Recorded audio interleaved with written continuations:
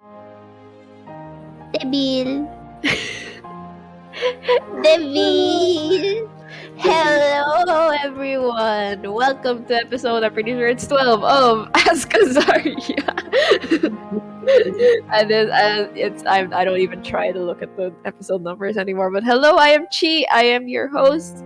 I am Cupnerdles on Twitter and Instagram, and I am joined by our wonderful DM. Hello. Hi. I am Zepla Pasana, aka Flip Flop Art, on my socials. I think I'm also Zepla Pasana on some socials. I am also Zepla Pasana on Overwatch. Oh no! Oh my god. Yeah, and I DM the Sunday games, the main campaign games. Yeah. Every Sunday. And so, for those who don't know, Ask Azaria, because I keep forgetting to say this at the start, Ask Azaria is just a supplement to the main campaign where we talk about the past sessions, things about Azaria in general, the characters, etc., etc.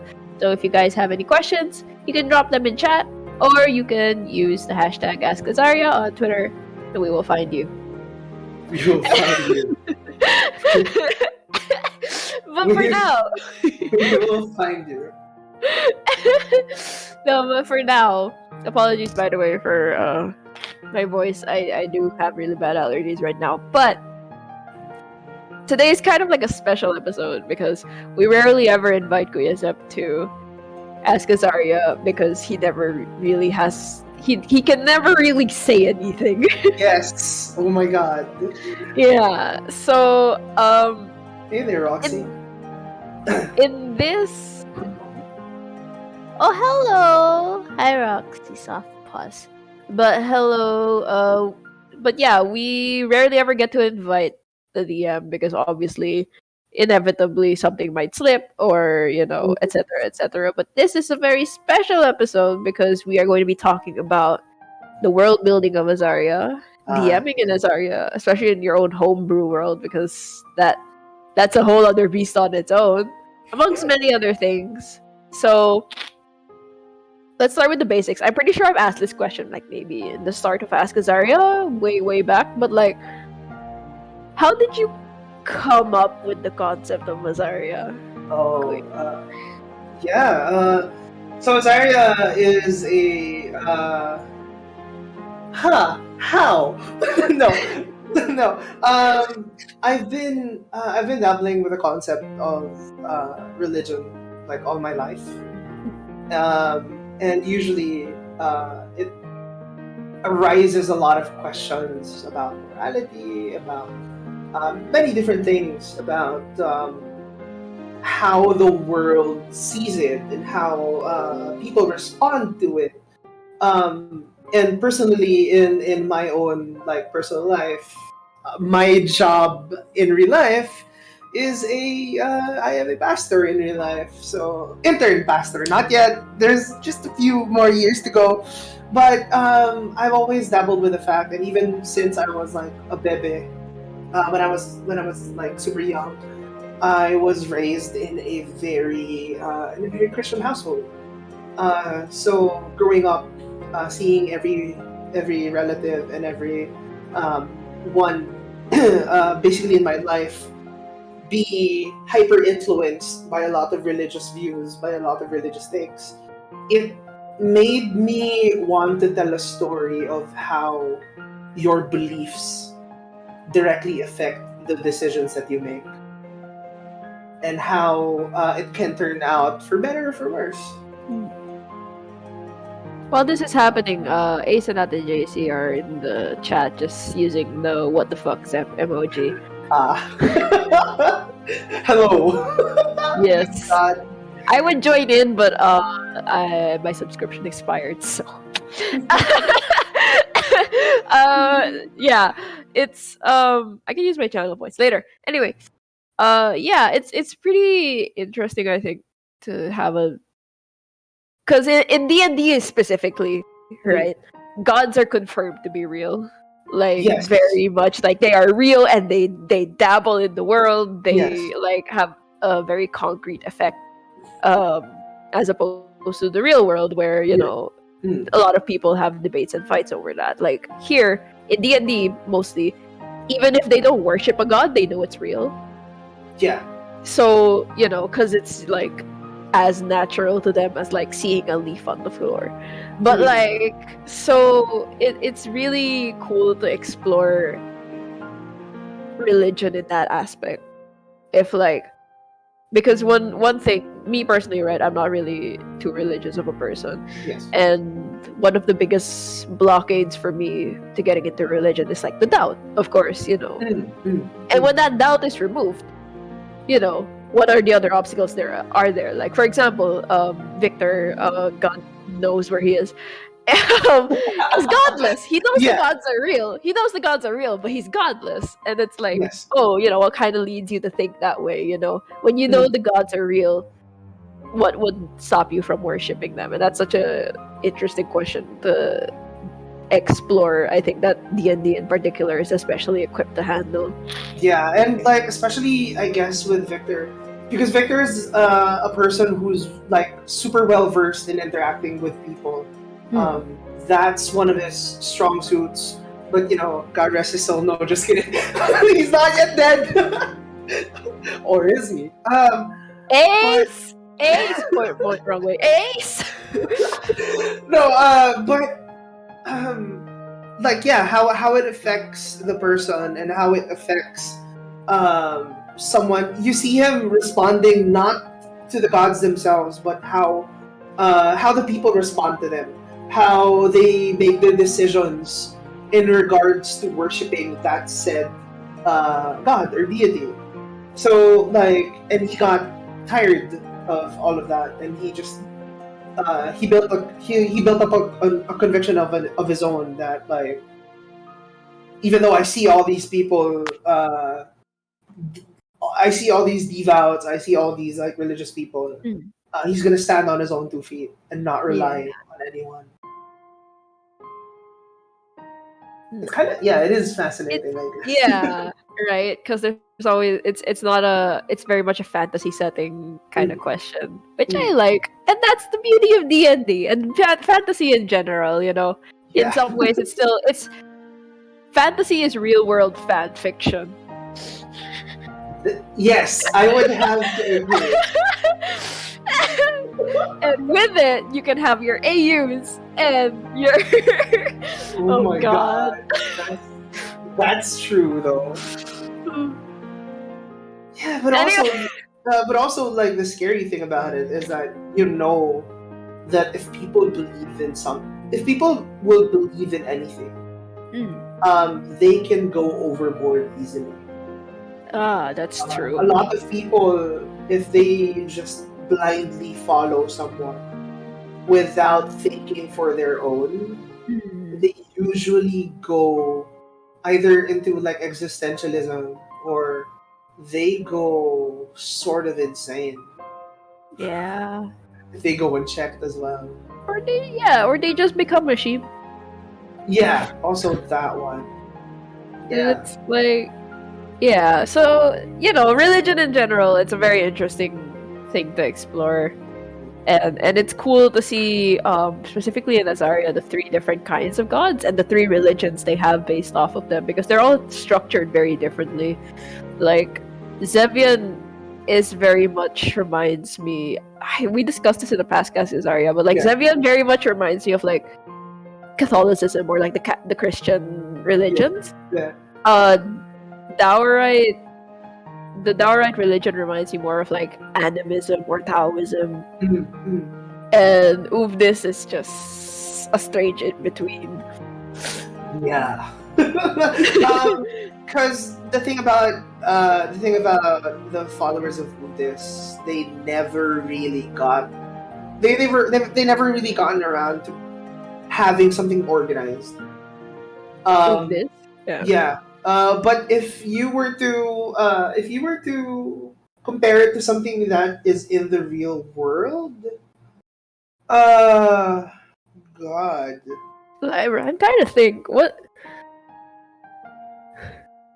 I think Buddhism would be actually, in terms of structure. Yeah, maybe.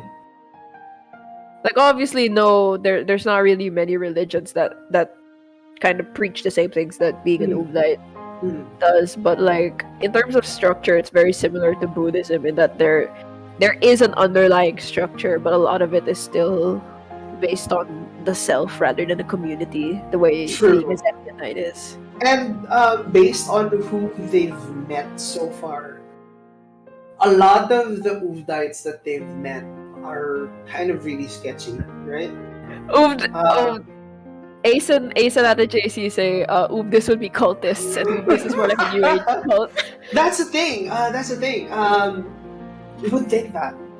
You would think like they're pretty much being cultists with the way that they handle it. But the But problem, Aster's not. yeah, right. But the thing with Azaria is a very young world. Hmm. That's why magic is all over the place. A lot of the things there are still kind of dark, but there's a lot more freedom when it comes to um, what kind of magic or what kind of race they are. And at the same time, the players have recently discovered in the within the games, within one of the solo sessions, that the three gods aren't the only gods that are Mm. there, and they start to discover that there are these what you call sort of like old gods that um, used to be there. I'm not gonna like dabble on anything, but um, that's something that they will eventually like find out more as the story Yeah. continues. And another thing, to Ace and at the JC's comment, I would argue that the Zebionites in Stormspire, the Yes, Maelstrom, I feel like they're more of a cult than the Crimson Dawn. that's true. That's kind Or of true. like yeah, like you look at the Zebionite, and this is true with Christianity as well. I think it has a tendency to, and like systemized religion in general has the tendency to attract cult behavior. Oh yeah, yeah. So it makes sense that Zebionites are more of the cultists than But the if you Ulmites. do like if you look at the stories, right? I mean, within the story as well. Yeah, They realized the players realized later on in the story that Stormspire isn't really worshiping Zevian. that's true. So I think like there's also I also wanted to say like with that kind of notion that um, like comparable to Stormspire, right? Usually, religion is made usually to help, with the intention to help, Yeah. with the intention to send a message of hope to the people. But a lot of people tend to manipulate, and a lot of people tend to use that for their own gain. A lot Hmm. of people tend to misuse the intended purpose of religion just for them to get their agenda across, just for them to get their The Crusades, prejudice across. Right? Yeah, the Crusades and like things that brought colonial harm to colonization. people. Yeah, yeah, yeah. Exactly that. And like those are like one of the things that I wanted to, I guess, as a DM, I wanted to communicate about the story. That no matter how noble the start is, if you start losing your way and if you start losing, um, it's Yourself, yeah, honestly. losing yourself. It's so easy to fall to something dark. It's so easy to fall into something that's not, that's not even kind of related to what you were to begin Yeah, with. yeah. God, that got deep. And also, Yes. it made me remember that one time when Ata JC traumatized your character in a one shot and you immediately went evil. Ata JC! Ata JC! Haha. But yeah, I mean, like that kind of world building is really cool. Like the three gods, and then there's the old gods. Mm, Because me personally, for those who don't know. I am trying to like build my own. God, I sound like I'm on the verge of crying, guys. I just have a really bad cold. But like, you know, me personally, I've been like world building by myself for like trying to make a world that I can potentially DM one Mm. shots in. The campaign's still up in the air, but like one shots, I'm pretty sure I want to run one Yeah. shot. Like, the god aspect's really hard for me Mm. because I have a shit connection with like a higher spiritual being. It's never been my thing. So yeah, that it's nice to like. Maybe do you have advice for writing gods? That's the thing. Oh, okay. I guess when it comes to writing gods, it's usually a reflection of how you view things, right? When you create your own world, it's usually a reflection of how you view these things. Personally, if you do want to add a lot of yourself within what you're making,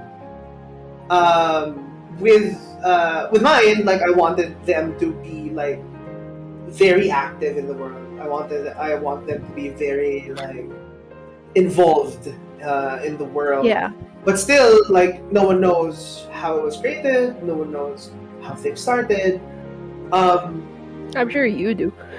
yes, but also it's I guess one good approach for it that I can give is you when you're establishing like religion and like when you're establishing uh, what gods you want to have for the world, uh, maybe it's fun. Maybe it's better also to explore how you personally relate to what you see as someone bigger than you, and maybe that's like a good approach on how you can tackle religion. Like, what if it's a world that they acknowledge that they're there, but they're very agnostic? Uh, Maybe the gods haven't proven. It can be like a weird situation where uh, the gods maybe have to prove themselves just for people to believe, and they start to show signs and miracles all over the place just for the people to believe. Uh, Something like that. And at the same time, maybe religion can be explored in another way. Like, what if the stories of the gods were really stories of actual people that were and the stories blew them up out of proportion, and the people just started to worship them. The brain is chugging. Brain. Oh, okay. Interesting. So yeah, like I think it's really good to um, maybe have some introspection and how you view them personally, and maybe that'll help you write what kind of gods you want to have for the world. Well, that makes me curious on your, if you're comfortable with answering, on your worldview based on the three gods that you have created and what Oh, they yeah. represent. For me, okay. So for me, what I wanted to do with the gods is I wanted them to be directly related. I want them to be directly involved with the world. That they had a hand in a lot of things. They had a hand in a lot of like a lot of He said yes, and yes, explain explain who. who this. No, because it's always uh, it feels somehow taboo to talk about, you know, even sexuality, even how, like we always have to mask them, even to kids, right? When you're gonna give them the talk when they come of age, like the birds and the bees, stuff like that. And I wanted them to be like very open, and people really like ascribe them to natural things. And how I approach it personally, I guess, is that when I was growing up, I always like was involved within the church up to now, because infant pastor and stuff. Uh, but I always saw God as someone who was wanting to get involved with my life, and usually, all the confusion in my mind would always kind of separate him into parts. So there was this just powerful one.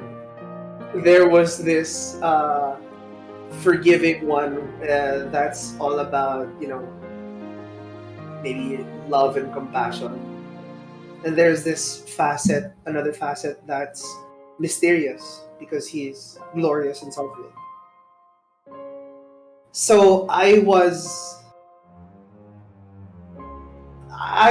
like that's just a creative for me that's like a creative answer Yeah. to how I view like the one God in my mind. So yeah, it's kind of weird, and also this is the one that has a lot of love and compassion. Weirdly enough. And yet, the only Ubdite in the party is the most emotionally unavailable. And Yeah. Because usually, right, the ones that you really want to, the thing that you really want to have in your life is the thing that you struggle the most with. Oh, you put it like that. That just makes the relationship issue sound so sad. Hehe. But Oh yeah, no. and with the old gods, uh, I also kind of,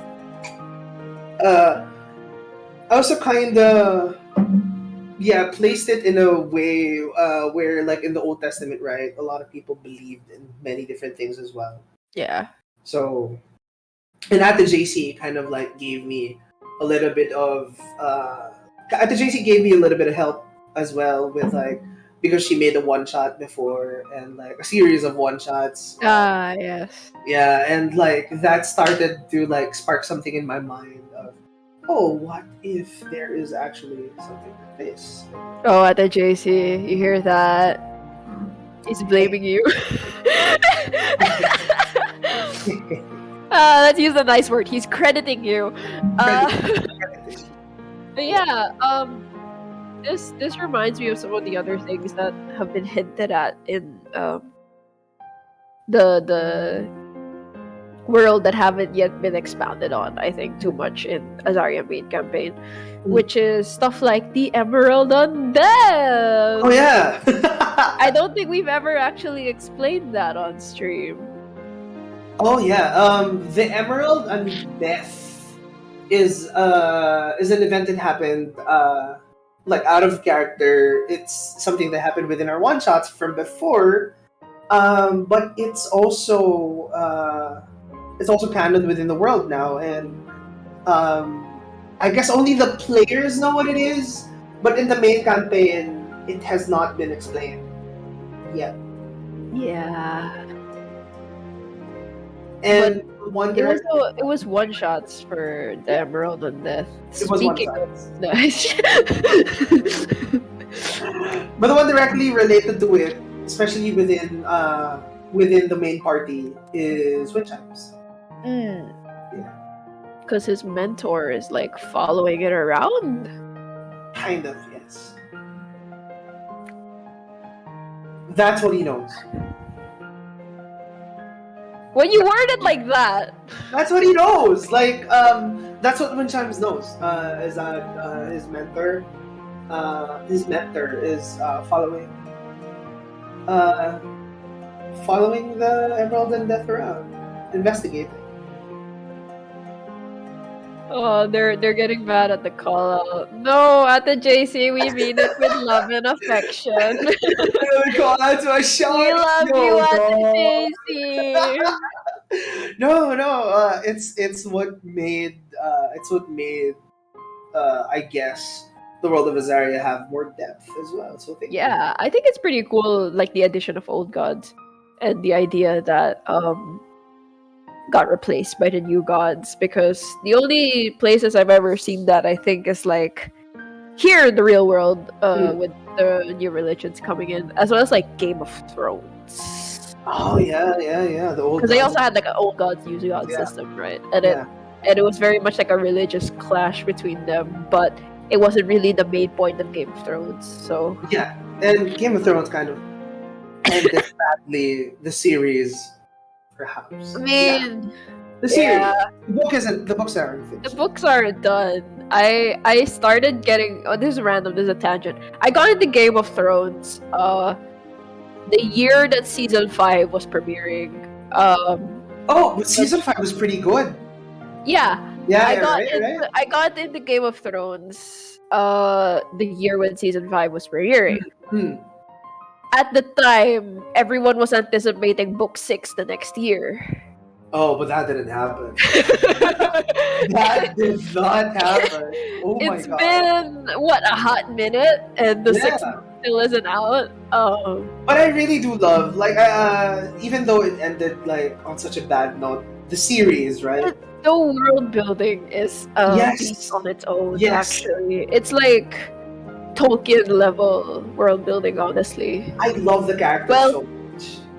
I mean, slightly under Tolkien. yes. Slightly under Tolkien, because Slightly Tolkien under. made like a whole ass language. Yes. But like, He actually started with the language, I think. yeah, because he's a linguist, I believe. Yeah, yeah. If I think, yeah. Oh, hey, INFPs. I just wanna reveal something. The person named Alex on 19 on chat is the one that I based Alexandra Meowsworth in Azaria. So does Meowsword also say no? This is me, senpai. She is one of my friends, and yes, the lady with the suitcase and the supposedly green cat. Yeah, she's our provider of cat pictures on the other server. My God, the green cat. Actually, that's a whole other thing. I know you can't delve too much into it, but like, Oh yeah. I mean, you know, the players have their suspicions, I think. I Yeah. also have my suspicions, and I think me and the players have pretty aligned there. But yeah. So hello to what do I call this Becky. person? What? Becky. Like so even the nickname in the game is Becky, and the player started to question. Looks at self. Yes, Becky. We call her Becky. That actually reminds me of something. Since so to those who only kind of started hopping on during the stream, we used to have this thing where we would have guest players play NPCs. Oh yeah. Normally that was me. Actually, it was mostly me. I Yes. played like 2 NPCs in Hollowport, which is the town that ended up getting destroyed, which makes me very concerned for my NPCs. But Casey also played one. yeah, Casey someone also from played one. Aiden's past. Yeah, so when's that coming back? Oh, we need a layout for that though. So you know, It's okay. It's okay. I am patient. we do need a layout for that. So Ace, if you're watching, hello. Also, I am also here to announce something. Because I remember that we said that there's going to be something for March. That was a mistake on my end. The thing that's going to happen on March is going to happen this April instead. So please, keep your eyes open for that. We won't tell Muna what it is. but it's something that we hope you'll enjoy. Yeah, Interesting. yeah. Okay. It's still something related. It's both related and not related to the main campaign. That's all I can say. So yes, yeah. That's exciting. I look forward to that. Ace just said, wow, thanks, guys. Well, yeah, Ace, let's go, buddy. Yeah, Ace is the one who makes our layouts though. They're amazing. Even Who's this in even the- this layout, even this layout, this dirty 20 Oh yes. why did I say dirty 20? Ask Azaria layout. This very beautiful Ask Azaria layout is made by Ace. And fun fact, actually, I don't think I've ever talked about this before. It was kind of inspired. The reason why it's white is because it's kind of inspired by White Spire. Because it was like the neutral resting place that they had early in the Yes. campaign, and I was like, okay, let's make Ask Azaria a neutral resting place. And then last week we did couples therapy, so you know, We did. if gave a third wheel, but like, god damn it, why is it always me? No, Man. you were saying? Wait. Who did you have on for the last one? Aster and Eloise, because last week you guys had Yeah. the solo session. That So, one before that was couple that solo session was like. I felt like I was actually talking to friends about their love life problems. I was Yes. like, the emotional maturity of the other party is not. It's like, I was listening to it as well. Like, oh my god, this sounds like couples counseling. for context, guys, I don't think I'm qualified to be a couples counselor because my relationship experience totals to a grand total of 1. So, like, I don't think I can. But you do what you do as the host of as the host of Ask Azaria. Thank you. Oh my god. Can't believe. But like, yeah, God, why did it get into couples therapy?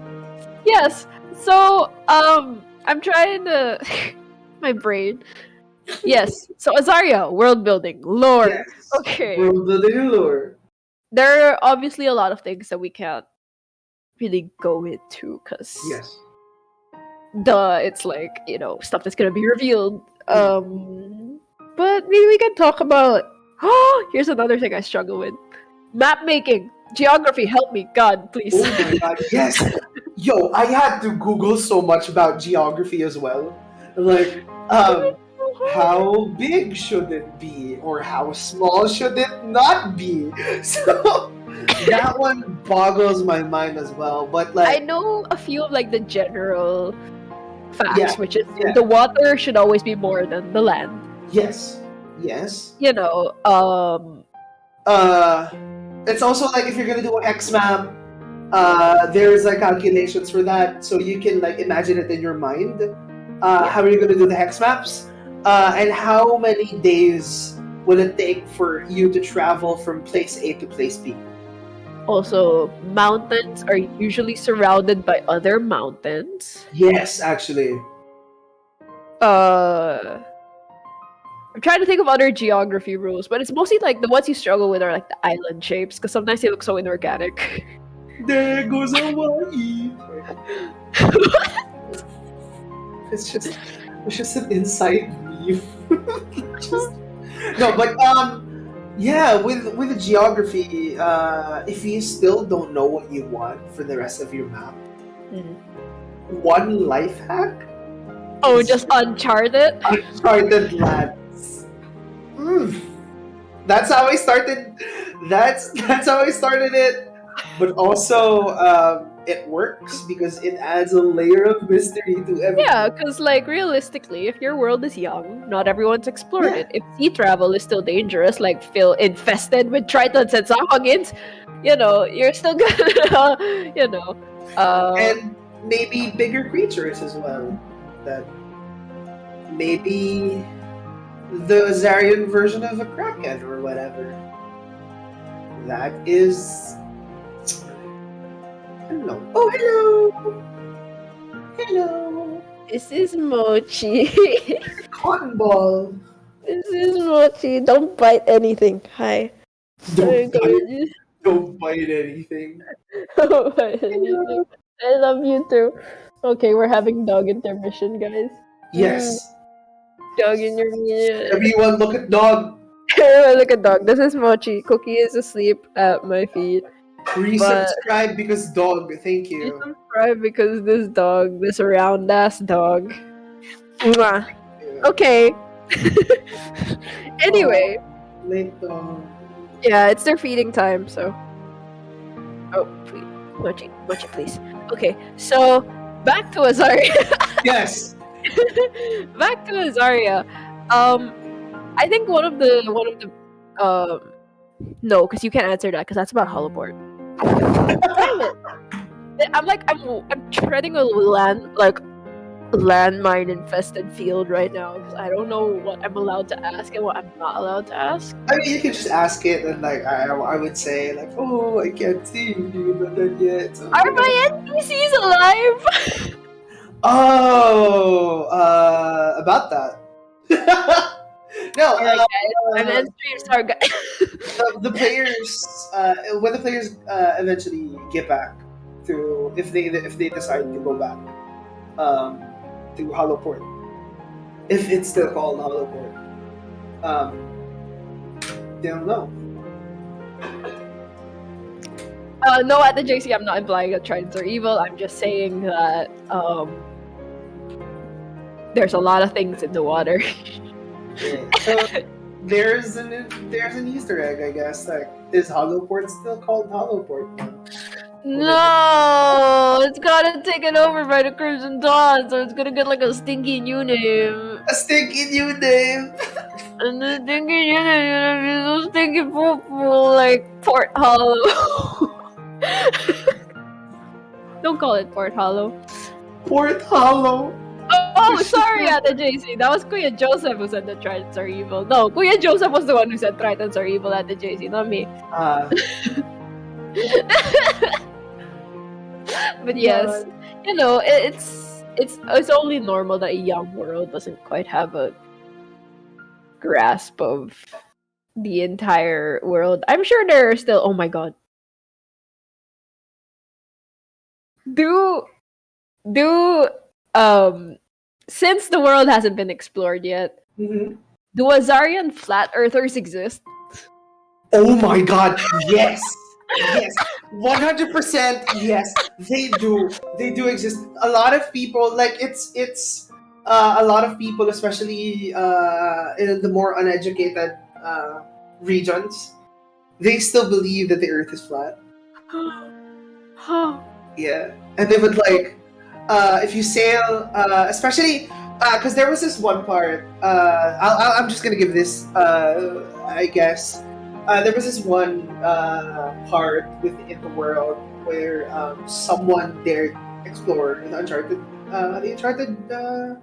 uncharted depths, the regions. Yeah. His name was Thorel. Thor. His name was Thorel. And when he went there, a lot of the people believed that the Earth, Azaria, was still flat. So, yeah. Correct me if I'm wrong. Is Thorol a player character? Yes, from before. Ah, yes, that's why the name is familiar. He went with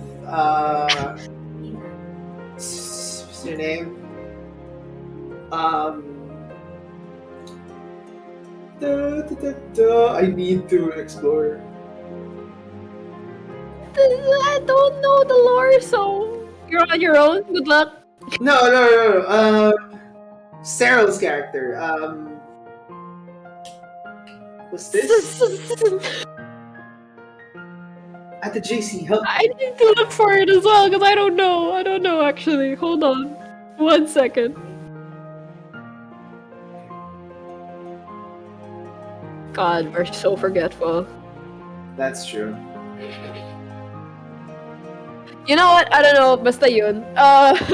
Yeah, they went there, and but like after they went there, they haven't been heard from ever since. So Oh, Jesus. Excuse me. Ate JC is saying, what if the world of Azaria is flat and there are round worlders who insist it's not? round gang and flat gang, y'all. That's gonna be a whole debate that like the party has. What if Azaria was square? What in the Minecraft? And if you fall, you won't fall off the edge. You'll just go. They to the believe other that side. Azaria is the center of the universe, the way they used to think for Earth. Oh, astronomy. That is. I can't say anything about that yet. Oh, you guys are gonna run into a flat earther. Not gonna say anything about it, but yes. If they choose to talk to someone more knowledgeable about it, then I will. I mean, they've been exploring for a while now. I'm sure like Spade at least kind of has a hunch. Because it's still kind of unconfirmed, especially with how I don't know, man. It checks out. Kenshin just said like a funny meme that's like the world is actually is this the Velociraptor? Oh, this Velociraptor is shape? actually like one of my favorite. One of Azaria's just a land on the world turtle. That's actually just like one of my favorites. Because I love like the world turtle, island turtle thing. Yeah. It's a very East Asian, concept. So I've kind of grown up with it. It's such a fun concept. Yeah, and there's there's a ton in like D&D homebrew world. So I wouldn't be surprised if Azaria had one too. What if White Spire was like a flying turtle? That's fun. I just gave Zep an idea, guys. And also, no one knows. They haven't actually talked to anyone that's an expert on like astronomy and planetary stuff yet. Mochi is an expert on astronomy. Hello. Oh no. Hello. But yeah, it makes sense. I guess maybe they aren't too knowledgeable on it. Maybe Victor at most. Blaze more so, I think, because Blaze knows how to make an airship. Sorry, what was it called? Oh, it is an airship. Yeah, an airship, flying boat kind of thing. They will. We'll see. We'll see what I'm scared. Constellations and stuff. Because, fun fact, guys, Kuya Zep has already let me know that he's got the next session planned. Oh yeah, I mean, I usually plan a lot of steps ahead. That's how I plan, and I already know major things, with the story and stuff that are happening around the world while the players are also running around. So it's a living world, so they would know, and some things that they won't know. Kuya Joseph's asking, does Azaria have its own version of the North Star and Little Dipper and constellations? I can neither confirm nor deny.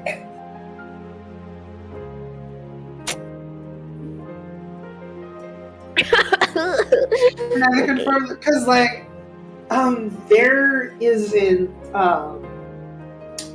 They've been through the places with the well-learned people. It's Alois not well learned. He's a royal. Alois is well-learned, but there is a limit to what they would know. Even Miriam. Damn. A lot of the things are still up in the air. With Mirren, I kind of get it, because Mirrors under the sea, Down, right? Wouldn't down, know much down about to the astronomy. bottom of the sea. Yeah, like you can't really see the sky from the bottom of the ocean, so like makes sense. Checks out. All right. How do they Before we get to Kuya Joseph's navigation question, let's start. Guys, you already have so much on our plate in our adventures. We don't need to find out the secret of the Azaria universe at the same time. Lol. Well, alternatively, the BBG, right, could be at the center of the universe, and you have to Nicolas Cage it. Damn. Nicolas Cage. How do they navigate? They trust Zevian. But what about Dowerites and Uvdites? No. That's just a joke. No one asked. No one still asked. No one has asked how they navigate, and no one has Damn, asked. y'all were on a boat and never once did it occur to you guys. They spin the bottle. Affectionately. Yeah, they're like, let's head in that direction. No one really asked like during their voyages, and so it hasn't been answered yet. Fair enough. Squints still, but like, yeah, it makes sense that like a relatively young world wouldn't, especially without the use of technology, they wouldn't know that much about the world unless it was their specialty. Because with Yes. society today, everything's connected. You want to know something, you just look it up. That's not a thing in Yeah. And unless you have a library. we still haven't been to the most technologically advanced place in Azaria. Interesting. So there's a place that already has airships. I can neither confirm nor deny. He's doing the haha Debbie. Because yeah, they haven't been around yet. I mean, they did get blasted across the continent. They did, yes. But, you know, it's there if they search hard for it. Another question. I believe this was brought up by Kuya Joseph as well. Yes. Does Azaria, because this was brought in like a previous Ask Azaria session, does Azaria have an equivalent to like the Olympics? Ooh, actually, I can't tell. That's so fun. Ah! But I can't say anything about it. But you see my reaction. Yeah, it's probably a yes. You just don't know where. I have a Google thing, and everything's there. The Google Drive that I had to organize for you. No, not the Google Drive. It's A Google thing. It's a what do you call this? A Google Keep. Google Keep is like sticky notes. Never heard of it. Sticky notes, but Google. Ah. And it has all the ideas for Azaria. Interesting. And one of them, coincidentally, is Olympics. Oh, that's cool. You guys are gonna have a sports competition, roll athletics. It's all there. It's just called Azaria Notes Random with 2 M's and an E. Do you know what that means? No. You know what? Never mind. It's let my innocence linger Yeah. for once. Can't tell because he didn't think of it yet, says Ace. Yeah. I mean, know you guys are gonna travel a long way. I mean, if you know are what? going You back know to what, Crossfire. Ace? It's safer if you think that way. Ace, I'm scared. At the JC, I'm scared. It's a lot safer. I shouldn't have done this alone. I'm scared. Oh, man. Tell it, she. Tell it. tell what? That he probably is like he probably didn't think of White Spire being on a flying turtle until I brought it up like just 10 minutes ago. Oh. Yeah, probably. Probably. But that's a good thing about like making a D&D world, you know. You bring it up to Yeah. friends and they can add stuff to it. It's free reign. Yeah, it's D&D at the end of the day. If one It's of them free real estate. if one of them suddenly brings up the Backstreet Boys in canon, they're gonna have to be canon. Korea's Hell can't do yes. shit about. Hell yes. And I remember playing one game, what's your group name? And we all said BTS. Canonically in that And the DM universe. can't do shit about it if all the players. Canonically in that universe, we are BTS. And I am the tallest guy, I guess. And one of our friends is the visuals. I like it. Oh no! My character is the one who sings well. The one I know it's not BTS, right? The one who breaks fruits. Joel?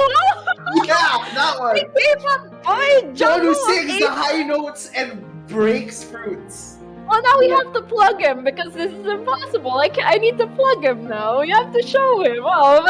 It's like, and he's like singing high notes. My K-pop boy can sing high notes while breaking apples. It's insane, actually. I have to look up that video now. I hate you. I remember. I have to do it.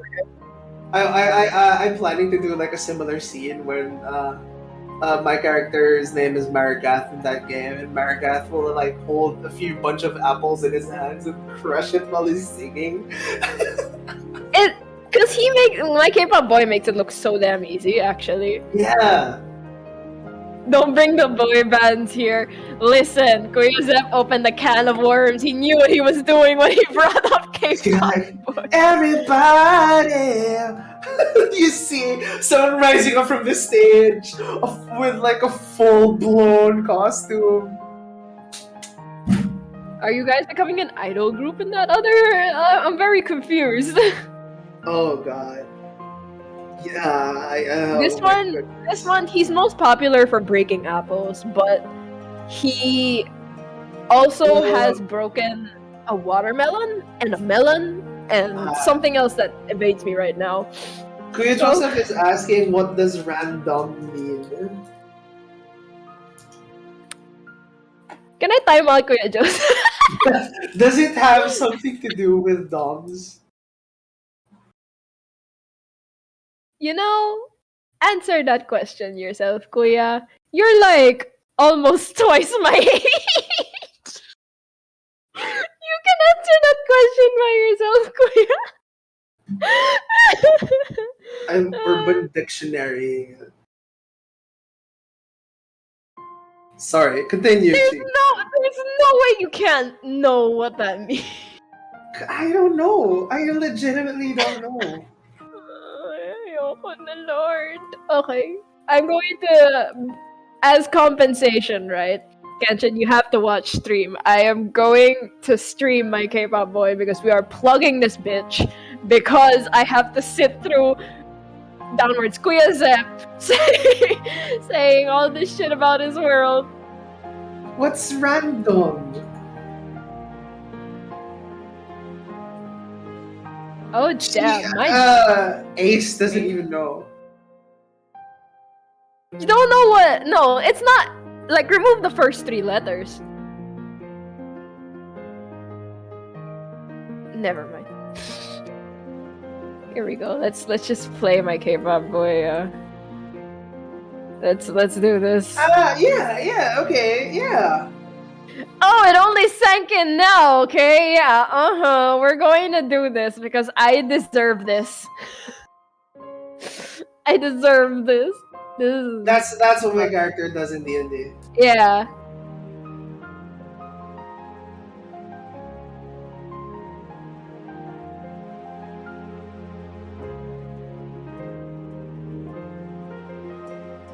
That's not an apple.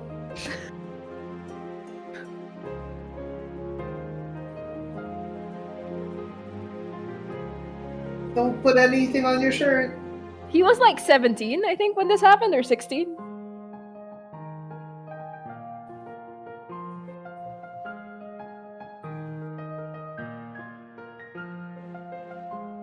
Oh, he's Yeah, so squeezing.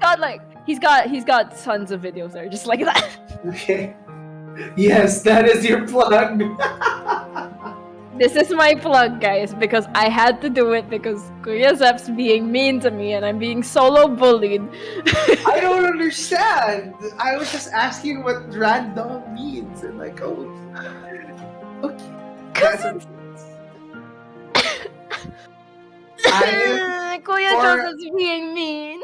Ate JC! For the first time, I am innocent. Ate JC, Kuya Joseph's being mean. Kenshin didn't flush this so no plug. God damn it, Kenshin! Kenshin didn't flush! Damn. Kenshin, that hurts. We're just like live reacting to something that they can't see. Oh, he's crushing the fruits with his hands. Like, what's that supposed he to can look like crush to the them? fruits with his hands while singing.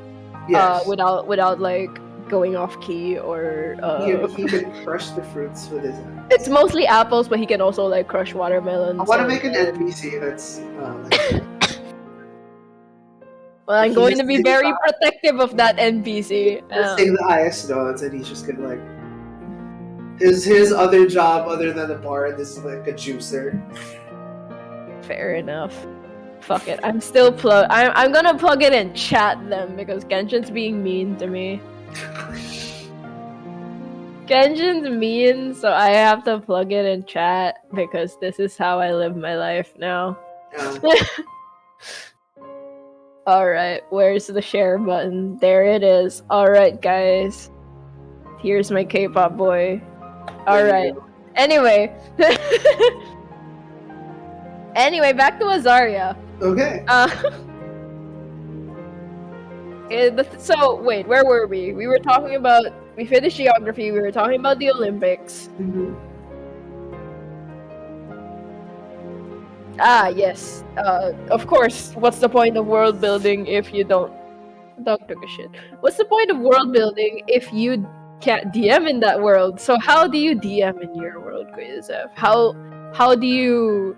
Because one thing that I learned from DMing, even the quick one-shot, is that they tend to ask you questions that you don't exactly have the answer to. Oh yes. Yeah. They're like, oh, what's the like this and the like that?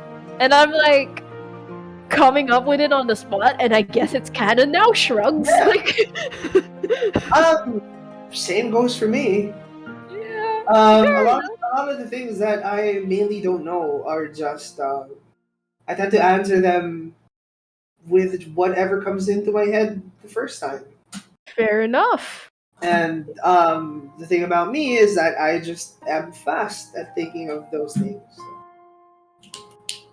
On the fly, kind of deal. Yeah. Theater training helped with that. I'm gonna be real, right? Like training and performing and Yeah. improv kind of helps you build up on your DMing skills, because Decision making on the fly, basically. yeah. Plus, improv is like kind of a, I would say soft skill, but it's almost a hard skill at this point for DMing. Oh yeah, yeah. I think it's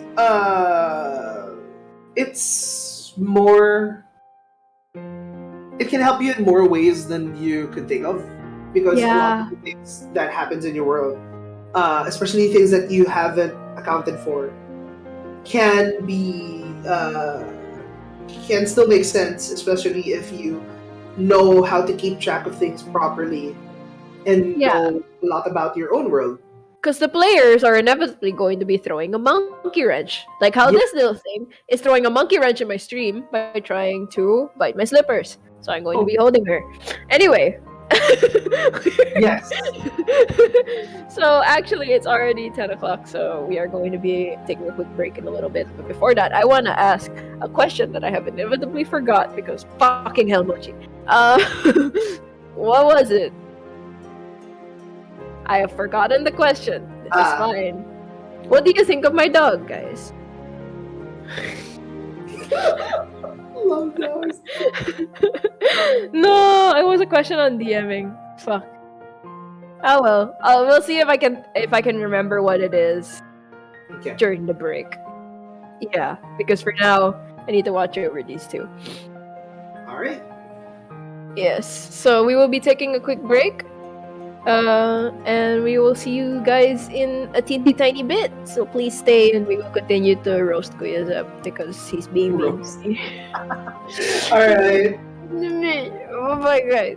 See you in a Bye. bit.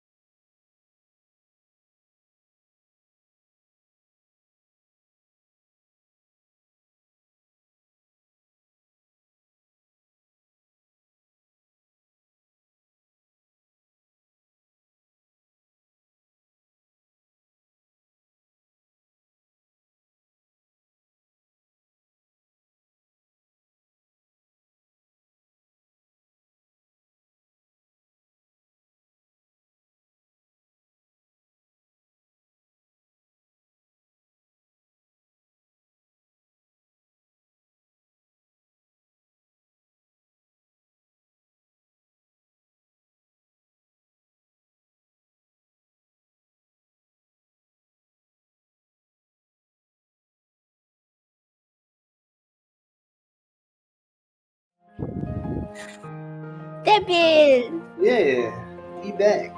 Hello everybody, welcome back to Ask Azaria. I am Chi, I am joined by Devil. Hello, it's me, the devil. Tis I, Satan. It's I, Satin. Yeah, so now that I have remembered what the gracious question was. Uh,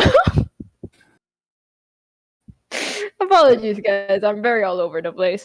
But yeah, the question I was gonna ask is, we know what inspires your world, but what inspires the stories that you want to tell?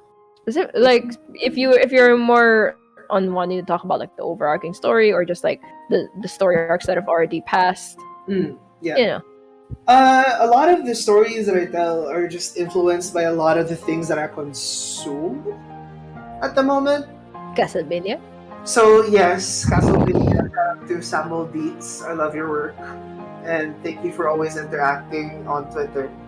Um, but yeah, a lot of the things that are heavily influenced by a lot of like fantasy stuff that I consume. Some aren't even like fantasy stuff, more real world experiences as well. The very first arc in Azaria, even before the streams happened, was heavily inspired by Dracula's wife being burned on the stake. So there's that, and how yeah, it's heavily inspired by that. If you like look back on it, also it's a lot. Also, it's inspired a lot with the anime that I'm currently watching. I guess um, some shows that I really like. I've been watching Reacher recently. I also watched Naruto. I'm currently rewatching Naruto from the beginning. Um, yes, I'm already in the Sasuke Naruto fighting arc where he's about to leave the village. And spoilers for Naruto. Oh my god, I can't believe you spoiled something. It's only been Oh my 10 god. years. I can't believe. Yeah. All of Us Are Dead, Castlevania, Breaking Bad, So what inspired the Triton cannibalism? the Triton Cannibalism. Oh, the Triton Cannibalism was just inspired by. No, that one was purely from my mind.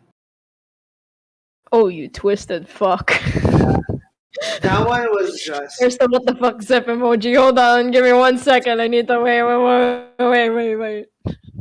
Ah, there it is. That one was just. Because I was thinking, right? What does it feel like to feel like prey?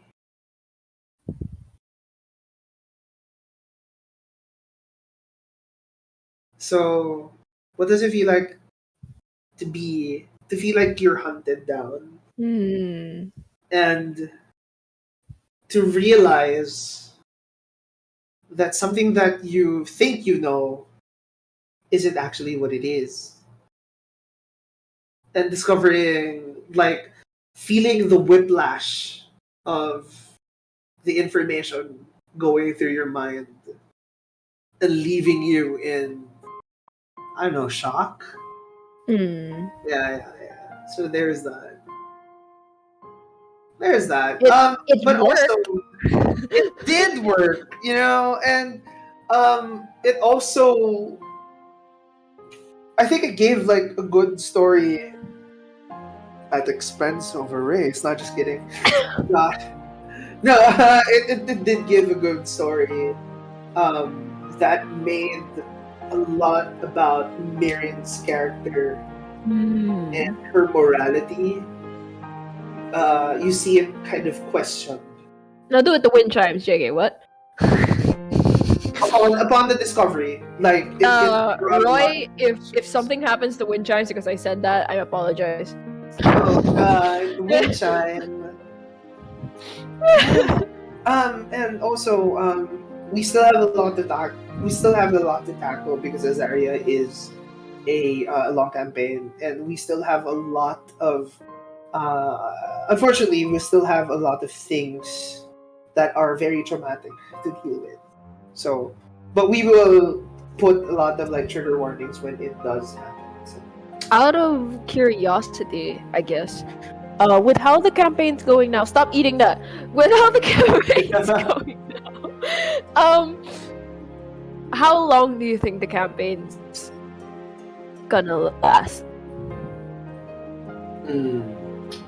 I think depending on how well the players do,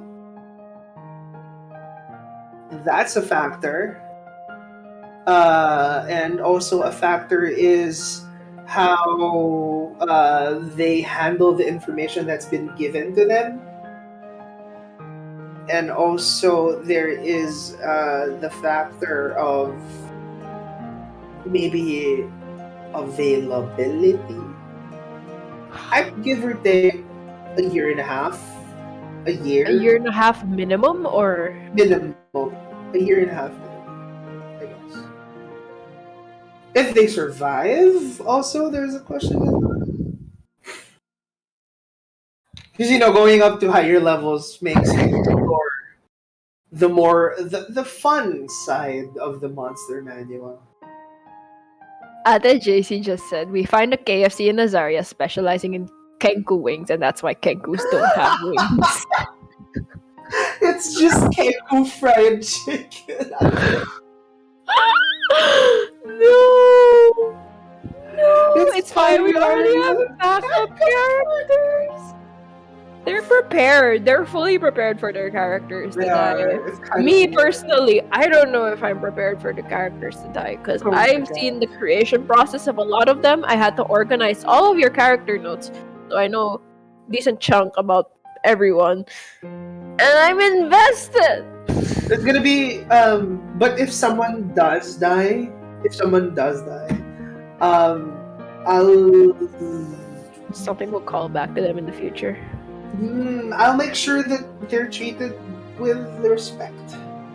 Do they get closure? That's not something I can promise. Closure is not something that I can promise in Azaria because they're living beings and you don't really get closure all the time. I mean, God, at least I hope their story arcs do like round off perfectly. I think it's better than like closure. It's like yeah. Things get resolved. It doesn't have to be everything. It doesn't have to be closure, but okay, fair enough. It's and a deal. hopefully, especially I am not that. I'm not a perfect guy. And like I'm not like a perfect person to tell like just the perfect story, but hopefully I tell a compelling one. And I tell something that will affect people in a way where it will have an impact on them. Together with the players. And that's all we want. Like is to tell a good story and to especially me as a DM is for my players to enjoy the games. Yeah. It pulls out because that's not the right word. It works out. Out? Okay, it works out. It pulls out. Woo! Anyway, God, I remember Fox Machina. I'm finished my Fallout King. No, but it works out because you do manage to keep the players engaged, so it works. I'm happy to know that. And yeah. Especially like to be honest, this is my very first long campaign. Hey, it's your very first campaign, period. Yeah, it's my very first campaign. And hopefully Hopefully, it may not look it. It may not look like it's our first time, but because yeah, I'm just happy that people are watching and people are invested and enjoying this stuff. Ace says, imagine we find Victor and we can't get him back. Lol, no Oh, no closure. closure, I guess. Wouldn't that be the day? Dude, this is gonna be so sad. Yes. No, but yeah. Hope we tell a good story. And I guess you know, excellent transition. One of the best things, one of the most useful tools to telling a story are the characters. So Yes. you have very uniquely named NPCs. To the point that for my test run one shot, I followed your pattern because it was so fucking funny to me. So we have characters such as, and this is off the top of my head, Nico Vortenson, that's mine. Benjamin Blatt. Vex Orange County. Vex Orange County is like my favorite one. Yeah. I'm missing many. Many. I mean, it's not all just puns, you know. Yeah, but also the puns are my favorite. Yeah. Yeah. The puns are my favorite. Hermit. Yeah, Hermit. Mario. Oh yeah. Mario and Luigi Mario. Before the stream, there was like blatant Mario, Luigi, Mario in the game. And they were supposed to eat pizza from them, and Mario died before that could happen. Yes. Zevian rest his soul. Oh god. Oh, sorry, Dower. Because he was a Dower, right? Yeah, he was.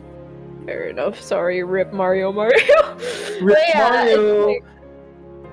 It's how do you come up with not just the joke NPC names, of course, but like also just NPCs in general? How do you come up with their personalities and?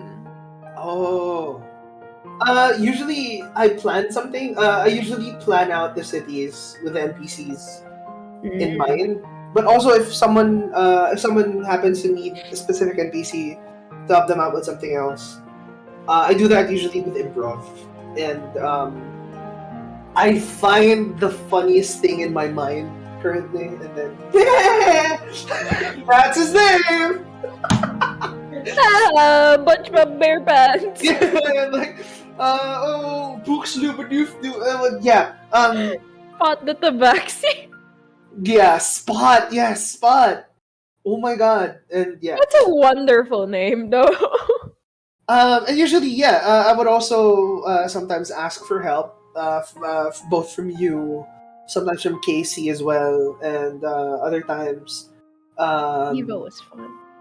Yes, I had a character named Eva. She was fun. Bubbles was my other NPC. She was also a lot of fun. Bubbles is fun. Yeah. And also, for the more serious characters, it's I usually do it so that whenever you would find the meaning of what their names are, you would guess a little bit about their stories. Oh god, you guys are just gonna meet a man named Murder. My name is Murder Kiloman. And then they're like, oh shit, one the ace attorney. Turns out he's the nicest man alive. Oh yeah, Vizier was one guy. He was before stream, right? Yes, he was a character as well, and like his thing was he couldn't get laid, I think, because he was he looked like he felt inside, but he was actually like a hunkin' man, I guess. Yeah, if I remember correctly, that's how it went. And then he got together with a fortune teller named Ingrid, the Ever Listening. Wow. And I can't say if they lived happily ever after, but there's that. So he's dead. No, I mean, if they live happily ever after, because Maybe they just got a divorce. it might just be a physical thing. Yeah, maybe they just got a divorce. It Yeah, wasn't working out. It's a clean legal battle. One person got yeah. custody of the kids. Someone had to pay 900,000 gold every year just to get custody of his kids or whatever. That's sad. Also, another thing is, like, speaking of that, now that I think about it, how much gold does the party have?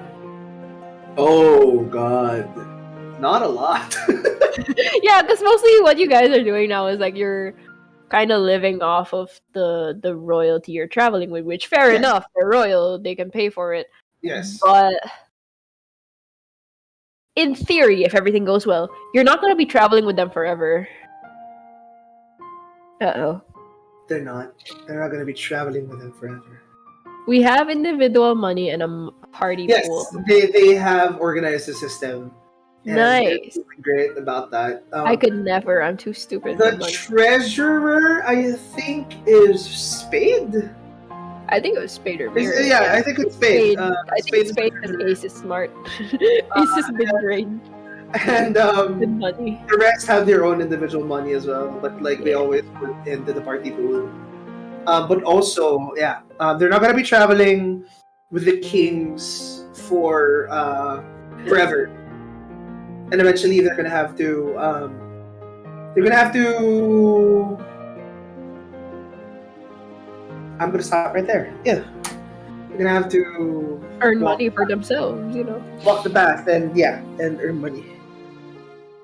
That would be cool to see them do normal mercenary jobs instead of stopping a city revolution. Yes, because currently they're still caught up with the politics. Yeah. Yeah, they're still So, very who much knows, caught up if with a lot of the politics die down, maybe you guys can actually do stuff that isn't so dangerous, like hunting a fire rabbit. They already have somehow. But yeah, God, that's another question I have actually. This is more of like a general DM question, right? How do you start your session 1? How do you start your campaign? And how do you start, like, because it's gotta be mild, like relatively mild, because they're still low level, but it's gotta be interesting enough that they're invested. I would say, like, one of my advice is talk to your players. I know it sounds like super common and like, it's just general advice, but it's true. A lot of the things that you're gonna have to do in game have to do with your players because they're the players. So, talking to them and I guess, especially if it's a long campaign, if it's a one shot, it's fine. Y'all can just agree on like a setting and how you guys met up. Do you guys know each other already? Those general questions. But if you're gonna do like a long campaign and you really want them to be invested, tie them into the world, make them a part of the world, make them a crucial part of the world, I guess, and make it so that the things happening in the world affect them, maybe personally. If not personally, then maybe by association. Because it's not just a story that you want to tell. It's a story that you all collectively want to experience. Right? And communication as well as communication for more than just your games and your relationships really work. Nice. Yeah, fair enough. And also another thing, I guess, is have a after session where you can just kind of talk about it. That's what Ask Azaria is for, but also like at the end of the streams, you guys also kind of have a little bit of a cool down talk. Oh yeah, we do. Funny thing is, like, if someone started the stream a little bit earlier than when you would start it at our call time, the conversations that we have before we start the stream are just insane. Oh God. We all had this. Oh God, I'm gonna expose this just a little bit. We had this one time before the stream where we were just blasting Bruno Mars songs and singing to them. Oh, is that the one where at the JC was also plugging like Bruno Mars and like the Yeah. like the announcements? Yes. Oh my god. And like, we have these random talks, and I guess it's really helpful because it helps you build up the chemistry before the stream happens, and it's like a fun experience. Yeah. And then after the games, we usually just hang out, and we have these conversations about like, what the hell, dude? Yeah, Kuya Zep's always like sometimes on his off days he's like, "Oh, I don't know guys, I feel kind of tired. I might sign off early for tonight." And then later, like 5 minutes later, he's playing Overwatch. Right. Dun, dun, dun, dun, dun, dun. It's like Yeah, but been there also, though. yeah, and like, usually the conversations that we have after the stream are more mellowed down, but also they're asking me what the hell, or Yeah, the what in the a fuck more vulgar fashion. question. Yes, Yeah. yes, that one. Yeah, that's where it originated from. Yeah, because everyone's like, "What the fuck, Zep? The fuck was the trauma?" Because you always like to end the cliffhanger, like you always like to put trauma at the no, not trauma, but like cliffhangers at the end, like typically, Yes, obviously to kind of hype them up for the next session. session. But it's always the cliffhanger that makes them go, "What the fuck, Zep?" Yes. Yeah. Uh, what else? There was one more that I was planning to ask. But I think you already kind of covered it, which is like, how do you keep your players invested, especially in a long campaign? And it's the same thing, right? Just incorporate them into the story. It's Yes. not them. It's not heroes against something. It's them specifically versus something. Yeah, and usually, the way that I guess another thing that you could do is make it personal. Make it personal. What do you mean? Make something that is interesting to them. Not necessarily, like compromising, compromising whatever, Hmm. but because your players are the ones playing, Hmm. so you have to cater to them. Yeah. And that's kind of like what a good host does, right? And like, have something that will pique. Like if someone wants to make the strongest character, give them an avenue for it. And if someone wants to make a heavy RP character, give them an avenue for it.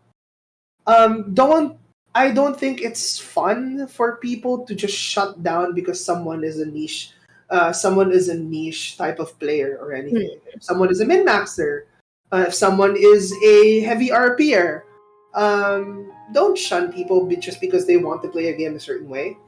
Hmm. As a PM, you should respect that and you should cater to balance it out. Yeah. Uh, and also, while you're doing that, suggest like you can also give them ways on how the min maxer can get involved with the RP, Mhm. and how the heavy role player can you give him opportunities to become a little bit more stronger. So a good balance of catering. I think I learned this from watching Matt Mercer, because Matt Mercer usually is a DM who has a story to tell, right? Hmm. But also he has this thing where he knows his players very well because they're friends. Different. And when he would, because one of his players, Travis, and I know you know this, G, because you are a big fan of them people, like voice actors. Um, they Travis is a player, and usually Taliesin is a player. They really like to make themselves super powerful. Mm-hmm. Yeah, right. Like I remember old school campaign one, Percy, No Mercy Percy, Percival de Rolo from their games. has sharpshooter and warlock initiate. So he has this deity that's on his person, and he has gun and stuff. And he does insane damage. But Matt Mercer doesn't give him crap about it because that's He the way that plays well too. yeah, that's the way that he wants to play. And Matt Mercer respects that, and he gives him opportunities as well to delve deeper and make the min-maxing. I guess as a DM, your responsibility with that one is making the role play make sense to why he chose to be strong. Also, like another thing, I guess, is Matt Mercer has homebrewed every single class/subclass that he has played, with the exception of, I believe, Caduceus. Yes.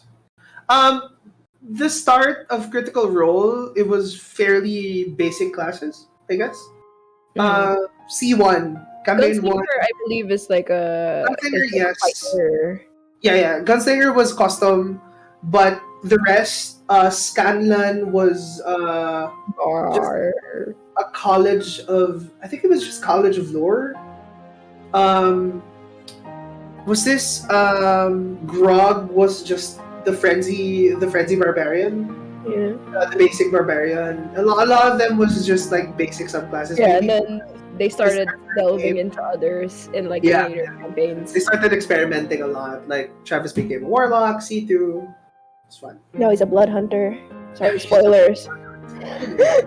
Yeah, I think the best DMs are the ones who are usually friends with their players. I think the best DMs are the ones that listen to their players, and friendship kind of relates to that. But you don't necessarily have to be friends. You just need to have that consistent stream of not awkward communication. True, and also I think but like it's more fun if you're friends, I guess. Yeah. Personally, it's really more at the end of the day, it's a game. So if you play with your friends, if you play a game with your friends, you're gonna enjoy it a lot more than with strangers. It's more fun with friends. More fun in the Philippines. Oh God. Yeah. God, it helps a lot, I think, because this is something that I think we've discussed in like maybe a Just Chatting, but like it helps as well to rotate who's the DM. Oh yeah. Like give the DM a chance to play.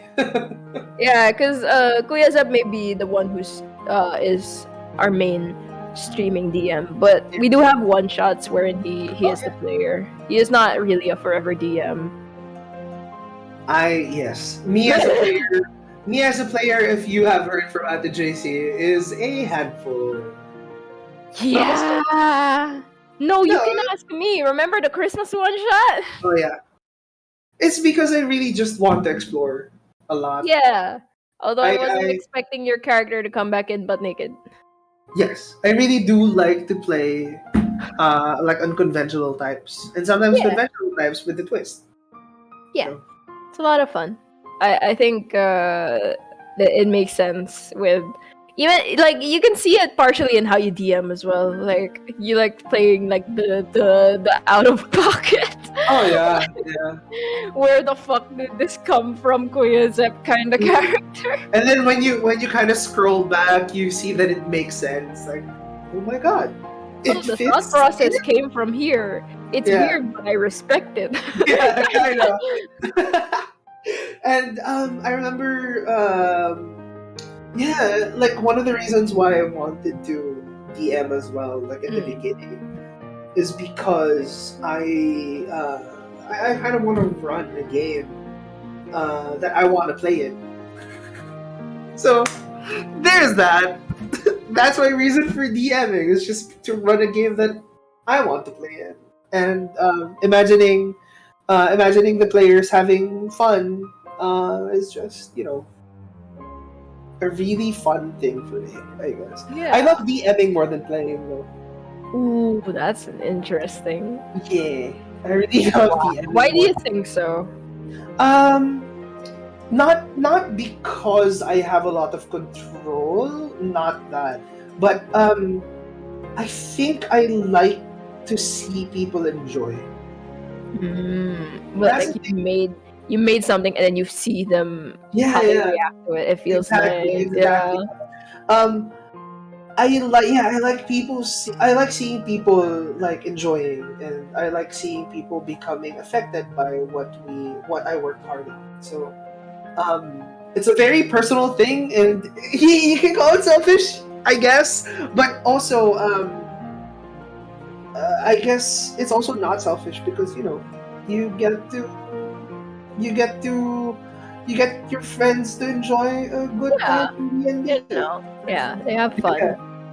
yeah, It makes me think of like how I want to build my world. yes. Cause I mean, I might as well say it because I'm not sure if it's gonna be a thing or not yet. So it's not really like I don't know. I might incorporate some mechanics and classes from Sinauna. Oh, cool, cool, Yeah, cool. because like I was reading up on it, and I'm like, hey, this shit's kind of cool. I don't know, I don't know. That So was yeah. pretty cool. Yeah.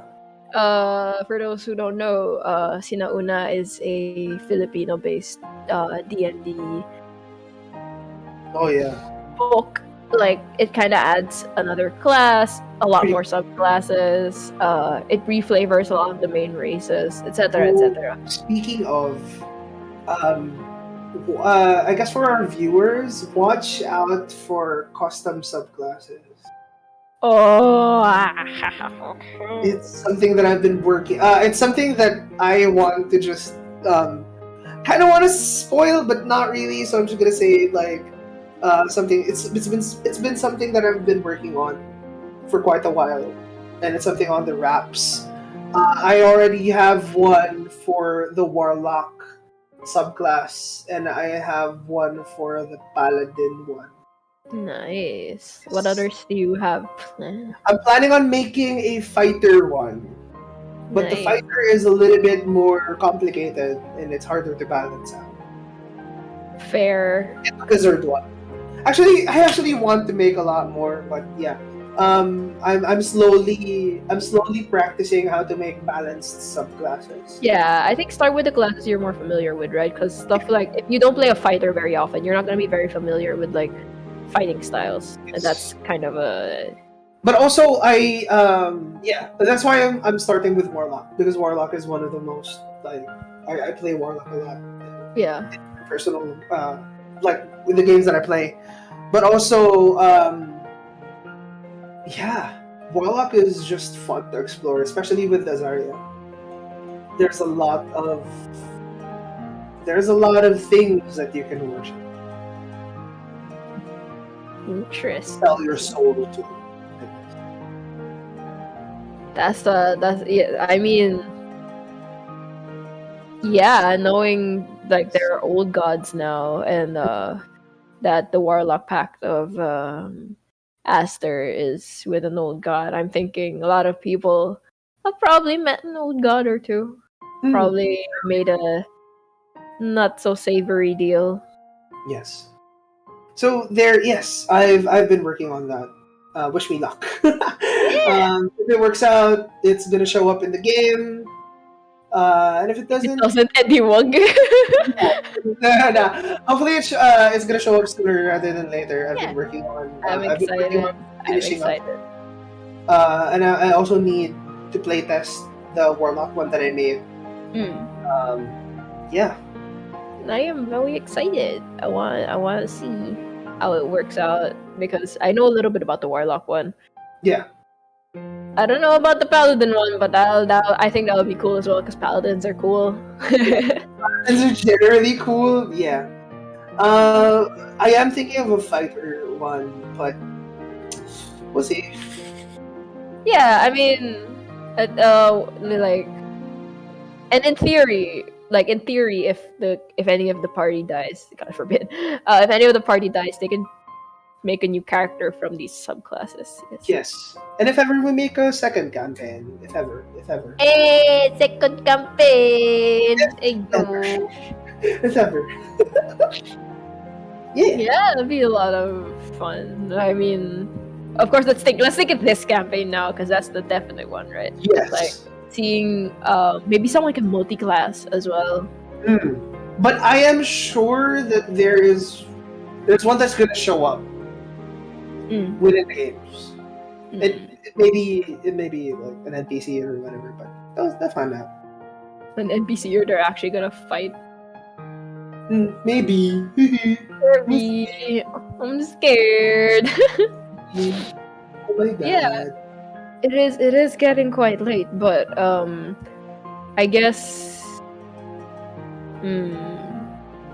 Let's wrap it up with two questions. One is more general. What is your advice for DMs Oh. who are making their own world, who are starting kind of the similar path you're taking with Azaria? Oh, okay. I guess for those who want to DM and for those who are currently building their worlds, let when you think you're confident enough to show it, Mm. it doesn't hurt to ask for feedback. That's a good thing. But I mean, it feedback sometimes hurts. But if you get it from someone who genuinely wants to help you, it really helps a lot. You just have to find like that safe space where you can freely talk and not get judged, and also enjoy the process. The process is really fun.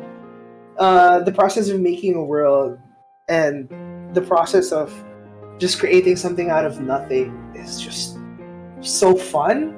And one of the reasons why I love DMing is because I love prepping for my games.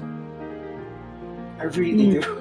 I really do love prepping, and like usually, people set a day or two to just prep.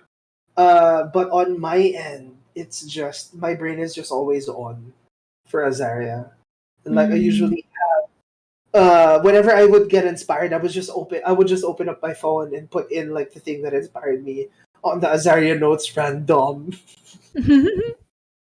It's there, and yeah, like why? Because in the first place, why wouldn't you make something that you don't enjoy? Enjoy the process, man. Yeah. It's a really fun thing.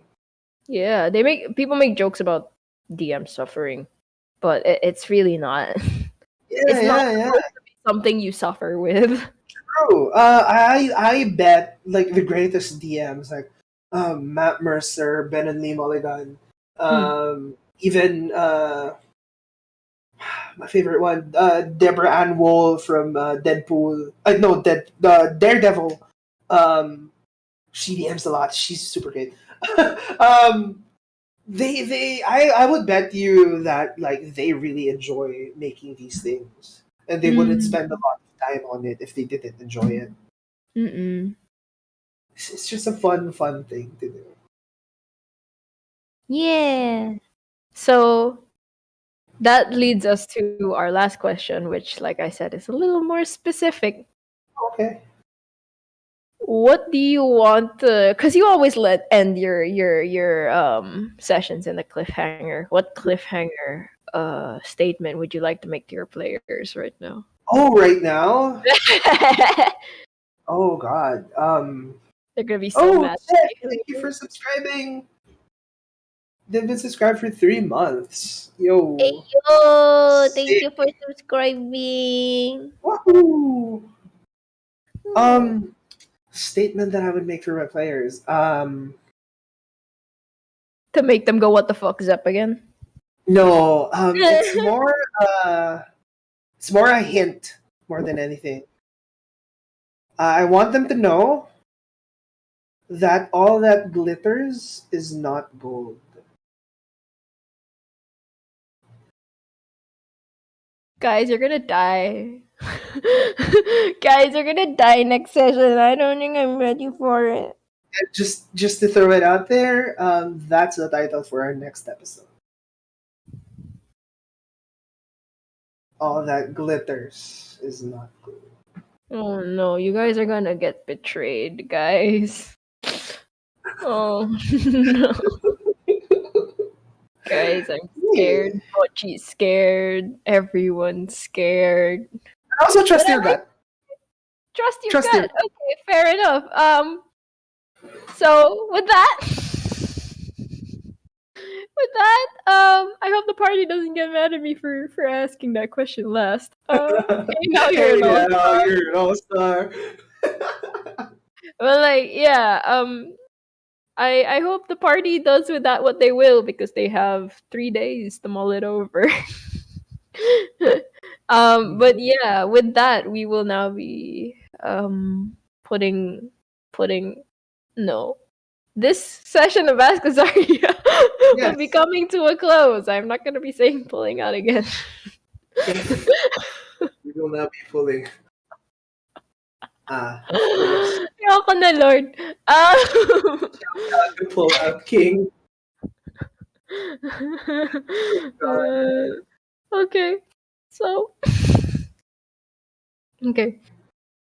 With that, this special session of Azaria will be coming to a close. So once again, thank you, Griza, for guesting today and talking about your world and being a DM, especially for a Yeah. long campaign.